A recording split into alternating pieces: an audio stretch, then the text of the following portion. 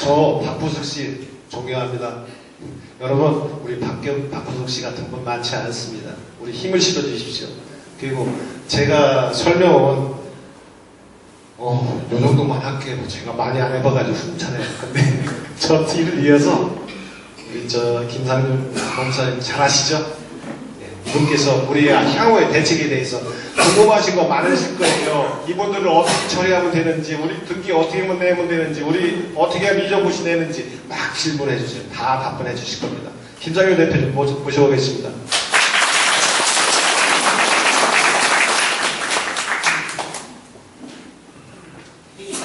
안녕하세요. 앞에서 설명을 다 하셨습니다. 근데 설명하신 내용 중에 약간만 보충을 드리겠습니다.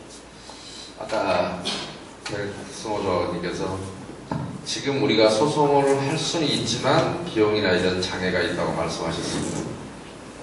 소송을 할 수는 있습니다. 그러나 사실상 소송을 하지 말아야 된다. 지금은 못합니다. 왜냐하면 당사자 적격이 없습니다. 여기 찍어도 되겠죠? 무슨 말씀이냐면 조합의 토지는 사실상 여러분의 토지죠. 명의가 조합으로 돼 있을 뿐이고, 여기 지금 마시고요. 사실상 명의가, 그러니까 여러분이 이해관계가 있을 뿐인데 명의는 지금 현재 조합으로 돼 있단 말입니다. 그죠? 그러면 이 소송을 만약에 지금 아까 근저당 조합의 임원들이, 여러분들은 대한민국 조합 사상 아직까지 제가 처음 봤습니다. 뭐냐면 조합의 토지에 조합 임원이 근저당한 사례는 아직 제가 한 100여 개 이상 봤는데 처음입니다. 전 엊그저께다 그 사실을 알고 정말 충격을 받았습니다만은 이 조합에서는 어떻게 잘못을 하고 그동안의 수차례 설명회를 통해서 어떤 죄가 된다는 얘기까지 했습니다. 그런데 뭐 명예훼손 아직 고소 안 합니다. 해주면 그거를 수사기관에 같이 밝혀주면 좋겠는데 고소하는 것도 귀찮으니까요. 그런데 조합의 토지에다가 조합의 임원이 근저당하는 사례를 처음 봤습니다. 현대가 한 짓은 가압류입니다. 근저당하고는 완전히 다릅니다. 내 의지와 관계없이 가압류는 누군가가 신청하면 판사가 서류로만 보니까 실제로 허위 채권이 있다 하더라도 판사가 결정을 해줄 수가 있습니다. 왜냐하면 가압류는 말 그대로 진짜 압류가 아니라 가짜 압류입니다. 잠깐 압류하는 겁니다. 그래서 본안 소송을 통해서 채권이 확정이 되는 절차가 필요합니다. 그런데 근저당은 내가 이런 빚이 있다라고 인정을 해버리는 겁니다. 조합에서 만약에 돈을 빌려오거나 하려면 도시정비법 24조 3항 2호에 의해서요, 자금의 차입 및 상환 방법이나 이율에 대해서는 조합은 총회 결의를 거치도록 되어 있습니다. 그 다음에 여러분의 조합의 재산을 처분하고자 하는 경우에도 조합 재산은 되게 총유 재산으로 봅니다. 총유 재산은 구성원들의 결의가 있어야 됩니다. 조합의 재산을 처분하는 데 있어서 여러분들의 결의를 받지 않고 처분해버리면 그것은 배임입니다. 때로는 횡령이 될 거고요. 그런데 여러분 조합 재산이 국공유지를 매입했거나 현금 청산했거나 했던 아까 토지들이다 보니까 저도 지금 늦게 와서 잠깐 봤습니다만, 근데 거기다가 근저당을 해줬다는 얘기는 조합장이 채무자가 되고 짜고 조합 임원들한테 네가 채권자 해, 설정계약서를 쓰고 이거를 등기소에 접수해서 등기를 하게 한 겁니다. 설정 등기를. 그러면 자, 첫째 절차에 위반해서 채무를 부담했다 그러면 여러분에게는 만약에 이 채권이 진짜다 그러면 절차에만 위반되어 있지 여러분에게 손해를 끼치지는 않았을 겁니다. 절차만 위반한 걸 가지고는 죄를 물을 수가 없습니다. 그러나 그런 경우라 하더라도 절차에 위반했다고 한다면 이 등기 자체는 부실 등기가 맞습니다. 그런 경우에 형법상 공정증서 원본 부실기재라는 죄가 있습니다. 공문서 위조죄의 한 태양인데요. 공정증서 원본 부실기재라는 죄는 등기부를 공정증서로 보는 겁니다. 공정증서에 대해서 부실한 등기를 기재하게 만들었는데 이때는 담당 공무원이 몰랐다. 등기 공무원은 이 설정계약가 가짜인지 진짜인지를 모릅니다. 그랬기 때문에 등기 공무원이 공문서를 허위로 작성하도록 만든 죄를 공정증서 원본 부실기재라고 합니다. 그런데 실제로 이 채권이 없었다. 임원들이 언제 이 채권이 있겠습니까? 여러분의 총회 결의를 거치지 않았다면 실제로 채권이 존재한다고요? 안 한다고요? 돈을 실제로 넣었더라도 그건 지가 기분 좋아서 넣어준 것이고 여러분은 그 채무를 부담할 이유가 없다고요. 총회 결의가 없다면 지금 뭐 심지어 감사, 이 조합의 업무를 감사해야 될 감사가 채권자가 돼 있는 이런 기가 막힌 현실을 여러분은 지금 아까 보셨습니다. 감사는 뭐하는 놈인지는 모르지만 어떻게 감사가 본연의 조합의 재산을 감사해야 할 사람이 조합의 채권자로 등장하는 이런 기가 막힌 현실에서 이 사람들이 했던 행위는 만약에 허위 채권이라면 이거는 배임죄는 명백할 겁니다. 그렇죠? 업무상 배임이 맞을 거고 업무상 배임의 경우에도 이런 절차를 위배해서 이런 근저당 설정, 채무 부담 행위 자체를 조합이 하지 않았는데 해서 그 결과로 인해서 등기부에까지도 허위 사실의 등기가 기재되겠다 한다면 공명서 원본 불실 기재와 업무상 배임죄의 상상적 경합이라고 합니다. 행위는 하나인데 죄가 두 개나 된다 이런 얘기입니다. 고소하셔야 됩니다. 그런데 지금 아까 형사고소는 여러분 누구라도 할 수 있습니다. 그런데 아까 백승호 우리 조합원님이 설명해 주신 것 중에 약간 보충만 드린다면 우리가 소송을 할 수는 있습니다. 물론 소송할 수는 있습니다. 그런데 민사에서는 못 이깁니다. 왜 그러냐면 조합과 근저당 말소송을 하려면 그 원인된 A가 조합과 이 각 이사나 감사들이 한 계약행위, 근저당 설정 계약행위를 놓고 소송을 해야 됩니다. 그렇죠? 이게 원인이 무효가 돼서 등기를 지워주세요. 근저당권 말소해주세요라고 하려면 이 두 사람 간에 일어난 계약으로 인해서 여러분 토지에는 지금 아무것도 안 돼 있는 거예요. 제3자가 돼 있습니다. 여러분 법률상. 그러니까 조합원이 직접 소송을 하게 되면 이 소송은 기각을 하는 게 아니라 각하를 해버립니다. 형식상 맞지 않다. 마치 이런 거 없었답니다. 옆집 부부가 하도 싸워서 시끄러워서 내가 미워서 이혼 소송을 내가 제기했다. 부부가 있는데 제기합니까? 그죠? 저 사람들이 이혼시켜주세요. 이런 소송은 없잖아요. 자, 이 사람 둘이 계약했던 이 근저당 설정 좀 말소해주세요. 소송 못합니다. 아니, 미친놈이 할 수 있어, 이렇게. 인식대 날리고 손 날리고 아이고 잡고. 그러나 법원은 네가 왜 했느냐? 너는 당사자가 아니지 않냐? 이 계약의 당사자는 조합장과 각 이사나 감사했는데 네가 왜 소송을 했느냐라고 도만들까지 각하한다고요. 아예. 그러니까 여러분이 이 근저당 설정 등기를 말소를 시키려면 여러분 중에 누군가가 하나가 조합장이 되어야 한다고요. 무슨 말씀인지 이해 가십니까? 그래서 이번 선거가 중요한 겁니다. 만약에 이번 선거에서 새로운 임원을 선임해내지 못하면 여러분들은 무조건 당해야 됩니다. 왜냐하면 소송으로는 못 다툽니다. 형사고소는 할 수 있습니다. 형사고소는 누가 할까요, 그러면? 저번 788명 중에 내가 대표로 그냥 하겠다 뭐 이렇게 하겠습니까? 아니죠. 여러분 모두에게 책임을 지고 있는 조합의 대표자가 가서 했을 때 수사기관도 전임 이사들이 이런 짓을 했고 전임 감사가 이런 짓을 했습니다. 라고 하는 형사고소도 뭐든 폼이 달라면 그동안 워낙 급하니까 조합은 개인 자격으로 많은 행위들이 했지만 그렇게 해야 되지 않겠습니까? 그렇죠? 여러분의 대표성을 가진 사람이 고소를 하든 여러분의 대표성을 가진 사람이 가서 근저당 말소 소송을 하든 해야 될 거 아니겠습니까? 그죠? 형사소송도 그렇고요. 그래서 이번 총회가 중요하다는 말씀을 드리고요. 그러니까 형사고소는 누구라도 할 수 있습니다. 제3자도 심지어 하니까요. 고소가 아니라 고발을 하니까요. 제3자가 하는 거 고발이라 그럽니다. 고소는 피해자가 하는 거고요. 근데 등기부상 여러분들은 아직 소유자가 아니기 때문에 이걸 이 토지를 다 합의를 해야만이 이정모 씨가 된 거거든요. 근데 근저당이 되니까 가압류가 돼 있으면 필지가 합쳐지질 않습니다. 왜냐하면 이쪽에 있는 빚이 이쪽에 빚 없는 여러분의 재산으로 떠안겨지기 때문에 원래 합필이 안 되는 겁니다. 그러니까 조합 측에서 말로는 뭐라고 할까요? 여러분한테 뭐라고 합니까? 진정서 받아서 이정모 씨 한다고요? 그럼 대한민국에서 무슨 소송이 필요합니까? 진정서로 다 해결하지. 입으로는 이정모 씨를 부르짖지만 실질적으로 이정모 씨를 할 수 없는 상태를 만들어 놓은 것은 현 조합입니다. 그렇죠? 그러니까 여러분들이 이제 그만 나가셔야 돼요. 제가 간혹 여러분 조합에서 보내는 문자나 이런 걸 저한테 보내주는 적이 있는데 제가 보내지 말라고 했습니다. 너무 귀찮으니까요. 말이 되는 소리라 그때 대응을 하다 보면 조합원들도 피곤해할 것 같더라고요. 이쪽에서 이 말하면 이쪽에 대응하고 이쪽에 이 말하면 대응하고 하는데 그게 대응할 가치가 없는 얘기를 한단 말입니다. 여러분들은 좀 우습게 본 것이죠. 흔들어 놓으면 뭔가 이 총회가 안 될 거다. 그러면 총회가 안 되면 자기들은 지금까지 이런 목적을 다 달성하면 될 거 아닙니까? 그죠?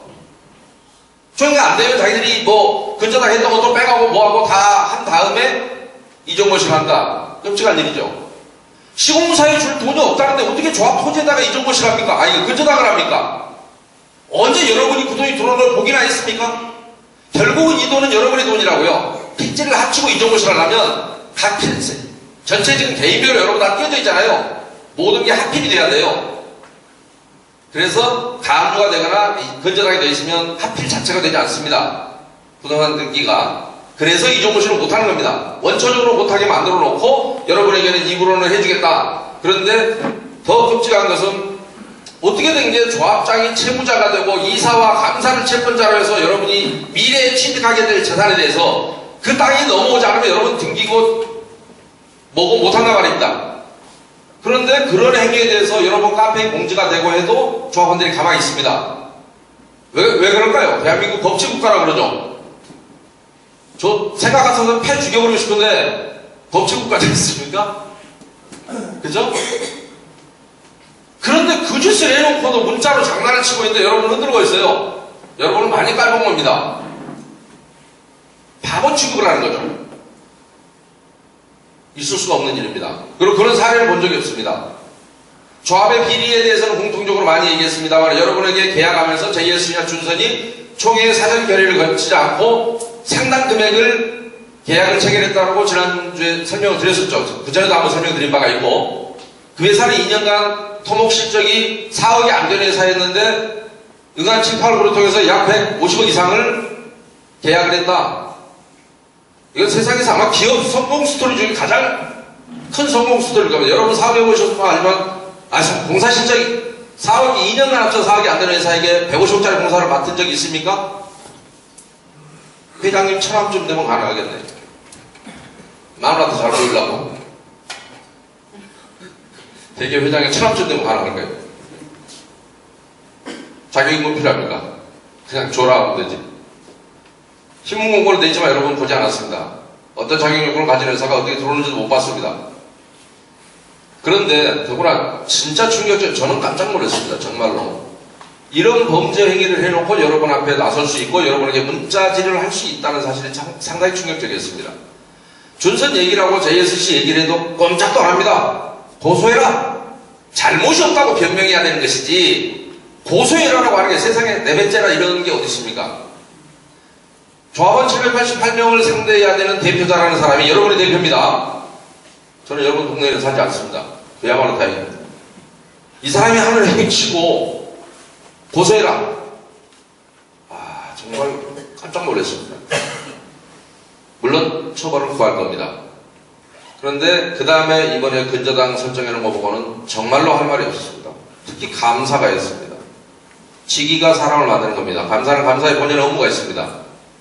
감사가 채권자로서 설사 이사나 이런 사람들이 이 짓을 할 때 감사는 막았어야죠. 알았으면. 그런데 조합장이, 조합 임기가 끝난 지금 조합장도 아니죠. 그런데 그 행위를 갖다가 긴급 업무 수행권이라는 것은요, 필요한 경우에 개별적으로 검토하는 겁니다. 일단 임기가 끝나면 여러분이 민법상으로는 위임 관계로 봅니다. 임기가 끝나면 여러분이 위임해준 관계는 종료가 돼서 이제 여러분과 조합장이나 조합 임원들은 똑같이 위치입니다. 그냥 조합원입니다. 다만 등기부상 아직 후임자가 선임이 되지 않았기 때문에 대외적으로 긴급한 업무를 할 필요가 있었을 때는 긴급 업무 수행권을 인정하겠다는 게 민법 691조고 이것은 어디까지나 개별적 구체적으로 검토해야 할 사안이다라고 대법원에서도 이야기하고 있습니다. 무조건 다 인정하는 게 아니고. 그런데 어떻게 여러분이 요구에 의해서 총회를 해달라 했더니 2달 동안 안 했지 않습니까? 그러고 나서 법원에 총회 개최 허가 신청을 넣은 게 4월 1일입니다.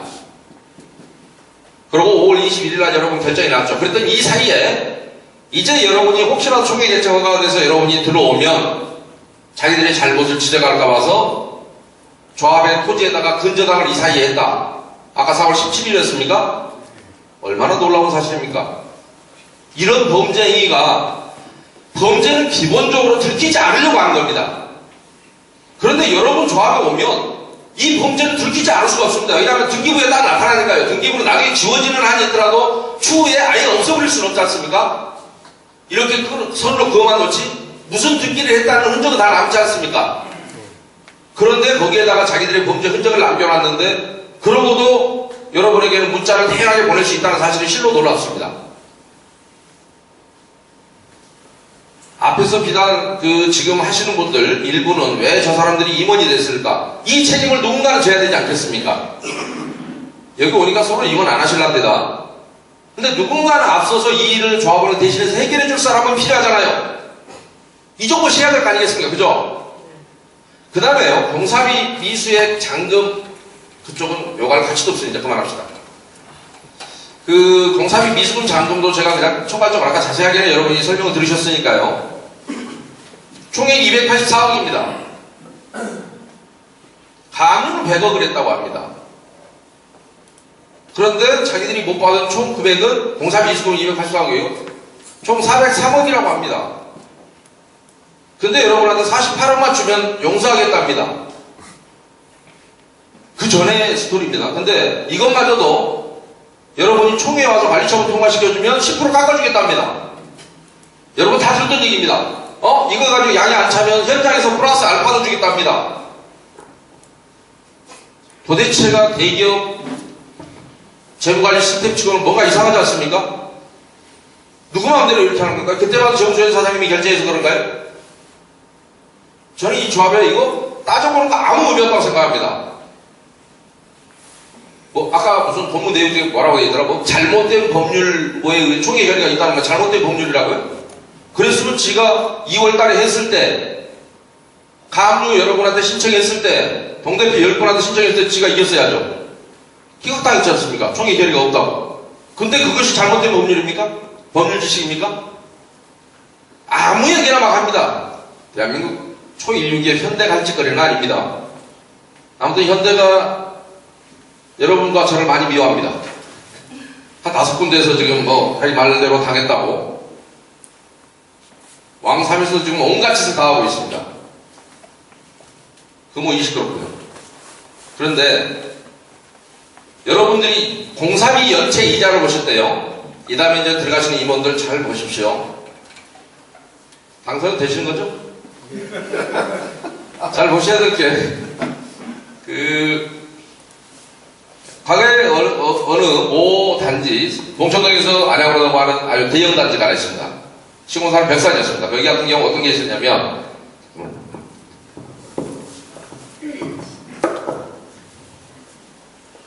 자, 관리처분이라는 걸 통해서, 관리처분이 어떤 의미냐면 법률적으로는 48조 4항에 의해서 정비사업으로 조성된 대지 또는 건축물은 관리처분 계획에 의하여 처분 또는 관리해야 한다. 또는 관리입니다. 이것이 관리처분 계획입니다. 자, 여러분이 근데 관리처분 계획은 두 가지가 있습니다. 하나는 48조 1항에 보면 조합원 분양분이 있습니다. 여러분이 여러분 땅을 내놓고 집을 짓게 만들어서 여러분이 분양을 하나 받아가고요. 나머지는 일반 분양이라는 걸 해서 처분을 해버립니다.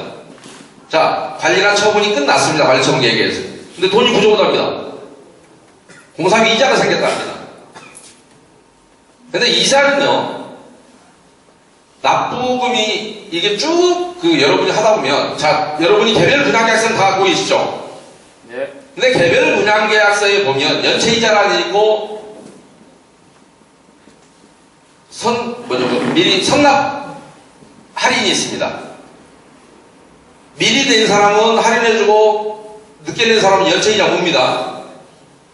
그런데 이 연체이자가 공사비의 이자는 아닙니다. 왜냐하면 여러분과의 시공사 조합과의 개별 계약에 들어있을 뿐이지 관리처분 계획에는 없습니다.